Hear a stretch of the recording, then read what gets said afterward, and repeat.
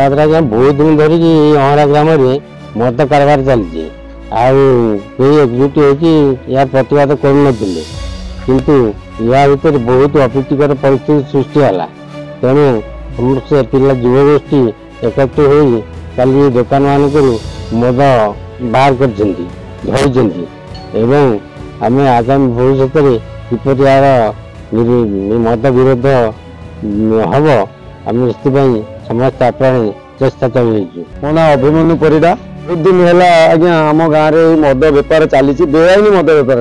ये सब निज निज गोटे दुकान जो आम गवर्नमेंट लैंड दुकान करदे, दुकान कर भर मद बेपार कर छोट छुआ कतरू विभिन्न असामाजिक भाषा प्रयोग कर मद पीकी गाड़ी गुलज स्त्री छुआ पिला रास्त जापारना ये परिस्थिति होगी। परिस्थिति को लक्ष्य करी आमे आमर अबकारी विभाग को जनईलु। अबकारी विभाग तार किसी प्रतिकार करिपारिला नहीं, तथापि आमे यार गोटे प्रतिवाद निमंते गोटे संकल्प निजे आम एकत्रित हवा आम गाँव को मदमुक्त करवा।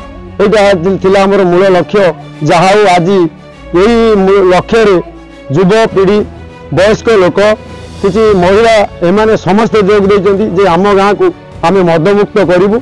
आई जो असामाजिक परिस्थिति की केमी भल शांतशिष्ट परिवेश को फेरई आणु, यहाँ हूँ आम प्रथम चेष्टा।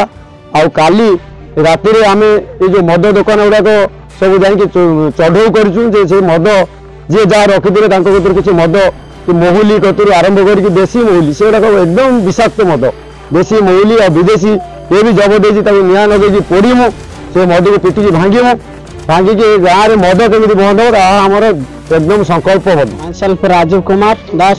मद ये अहरा ग्राम पंचायत दीर्घ दिन धरी चली आसूला। मुझे देखी अनेक दिन तले आमर सरपंच महोदय एक सम्मेलन करी मद अभियान करथिले, तथापि तांकर कथा को न शुणी यही जो बेआईन मद बेपार करुछंती सेतिप्रति आम युवगोष्ठी दृढ़ भाव में संकल्प नहींचु एवं आगामी दिन मध्य दृढ़ संकल्प रखिबो एवं अहरा गाँ किपरि मदमुक्त हब आम संकल्पबद्ध।